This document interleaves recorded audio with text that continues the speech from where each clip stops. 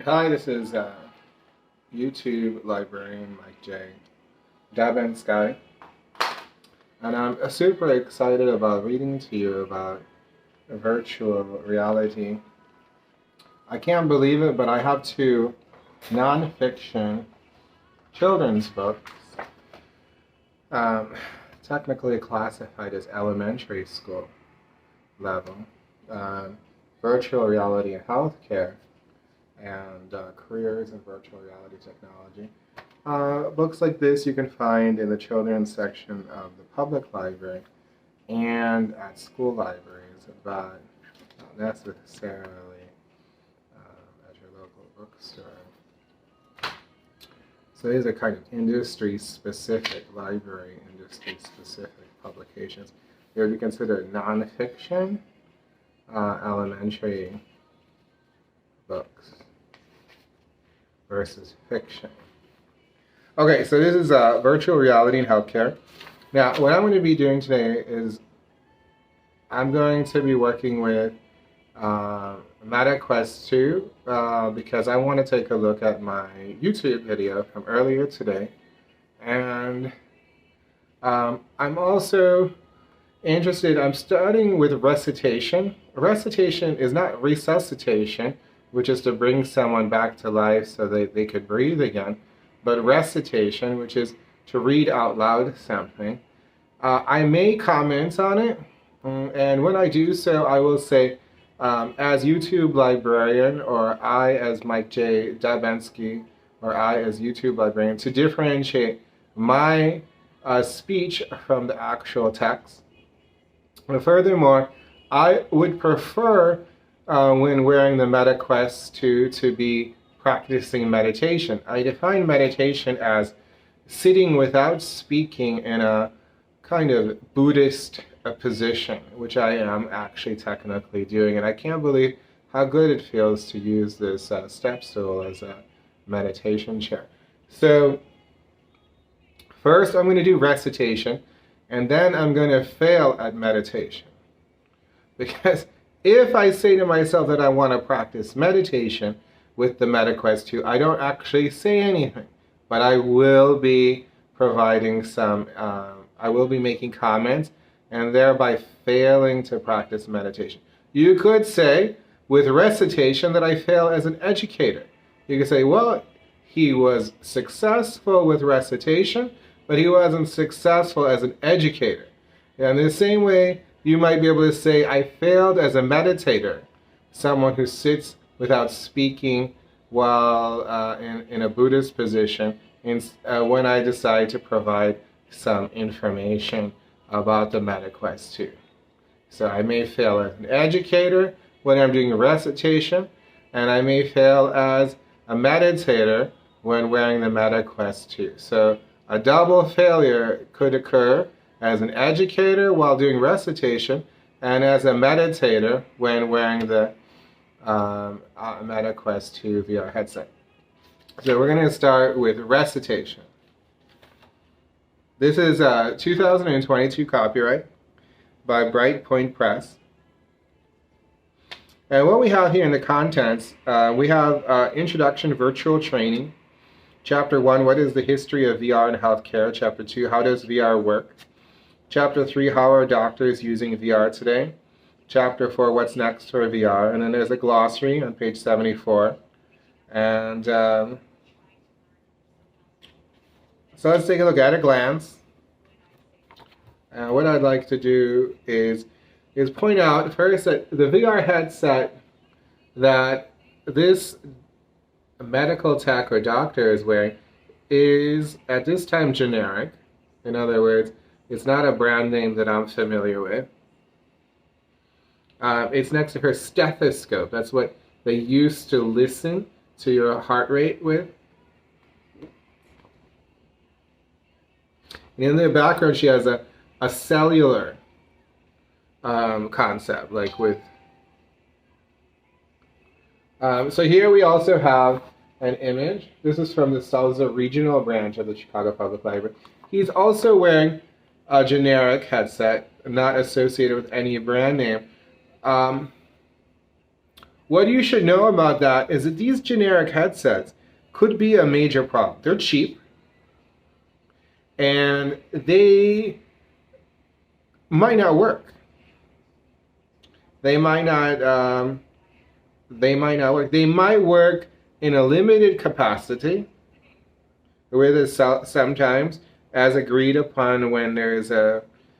But I warn you about these generic headsets.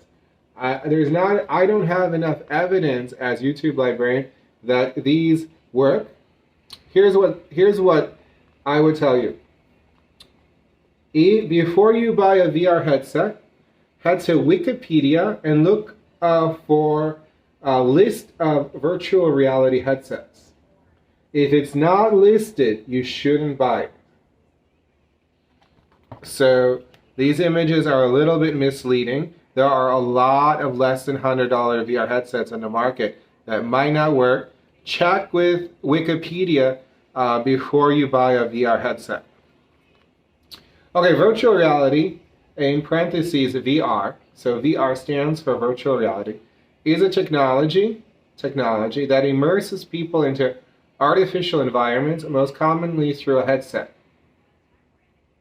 So you'll see all of these ideas over and over again: technology, immersion, artificial environments.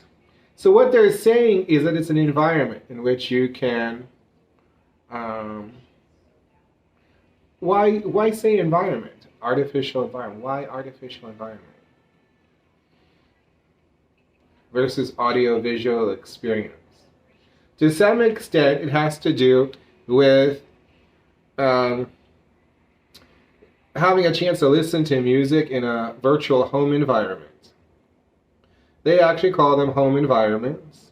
MetaQuest may have popularized it, but the idea is you put on some music, like I have Taylor Swift's the 1989 live tour here, and you just kind of enjoy the virtual environment while listening to music.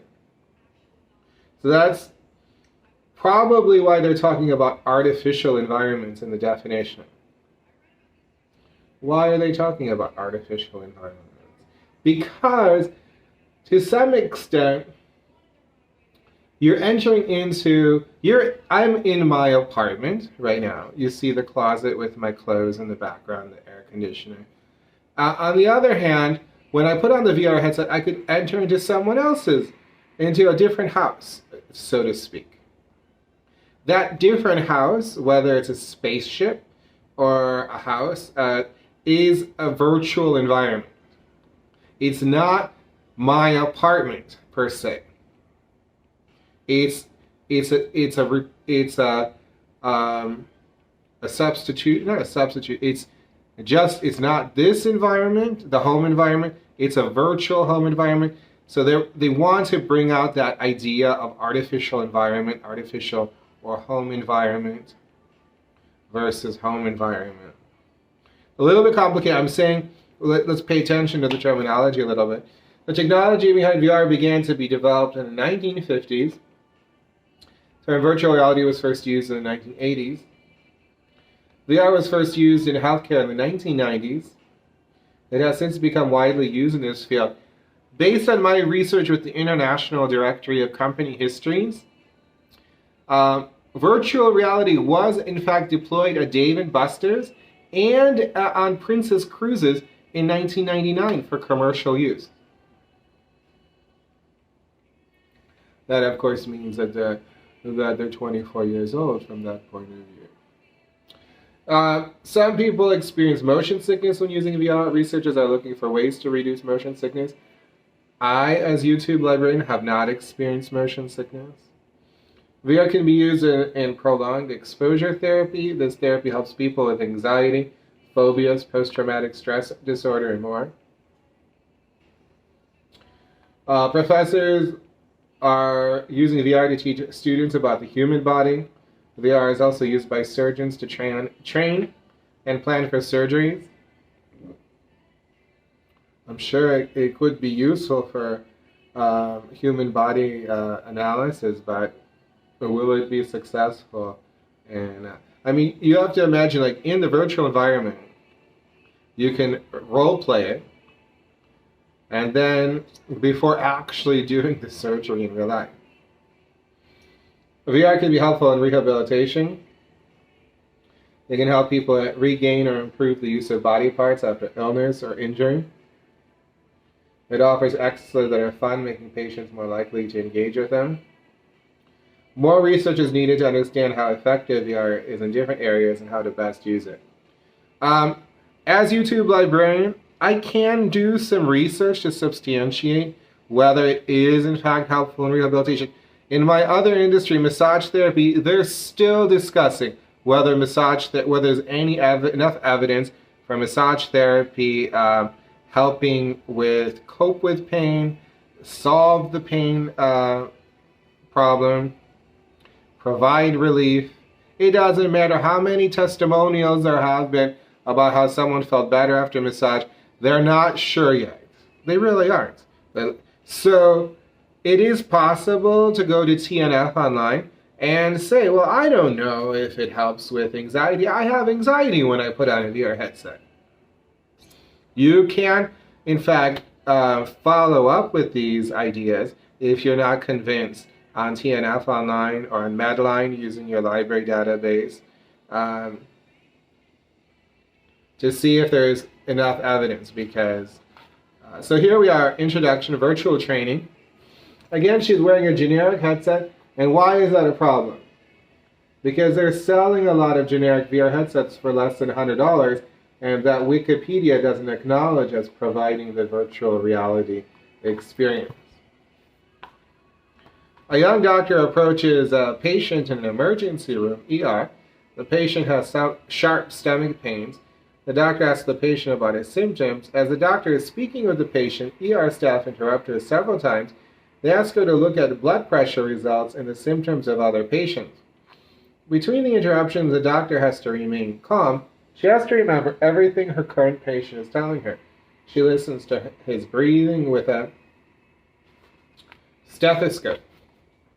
Virtual reality headsets can be used to run doctors through realistic training scenarios. She tries to find the exact location of the pain. Meanwhile, another patient comes into the ER in critical condition. This new patient is not breathing. The doctor rushes over. She works quickly to help the patient breathe again. Then she returns to her first patient. He's hunched over with pain. She feels her muscles tense as she works to find the problem. Finally, she figures out the cause. She gives the patient the right medication. The doctor sighs in relief as she removes a virtual reality VR headset from her head. She is back in a classroom.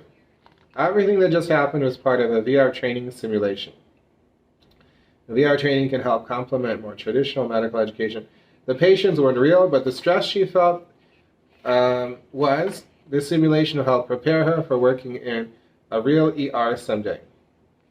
In immersive virtual world, yet again, she is wearing a generic headset not associated with any brand name. Please consult with Wikipedia for a list of VR headsets that have been approved. Virtual reality is technology that immerses people in an artificial environment. Usually involves a headset that blocks out the real world. So this idea that it blocks out the real world is, to some extent, getting challenged right now. The new Apple Pro that is coming out is going to allow you to use a computer in your personal home environment without actually using a computer, just using the actual, and they might not even call it a VR headset. Once you start talking about Google Lens and Microsoft's HoloLens and Apple's Vision Pro, it might not be blocking out the real world. But it might not be VR anymore. It might be XR or AR or something like that, which I haven't wrapped my mind around yet. Inside the headset are screens showing a virtual world. Headphones may provide audio. Sensors track the movements of the headset and handheld controllers.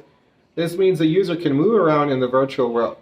If the user turns his head left, the camera angle in the virtual world turns too. If he reaches out to grab a virtual object, his avatar will do the same thing. It is true, I had that experience. The term virtual reality usually applies to this type of headset technology, but some people have broader definitions. They may include any technology that allows a user's body movements to be mirrored on a screen. Video game devices such as the WII or Kinect are examples of this. This sort of technology has also influenced VR development over time. As YouTube librarian, I did not have a good experience, a great experience with Kinect. It is a great commodity, and I get to tell it what to do, like provide recommendations. I could say Xbox, play the Buck Hunter or something like that, and it'll actually bring up the game. Virtual reality of all kinds is becoming more common in healthcare. It can help therapists treat mental health conditions. It can help train future surgeons, doctors, and nurses. It can also help rehabilitate people with injuries or physical challenges.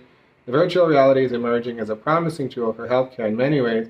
Medical professionals are finding a wide variety of uses for VR technology.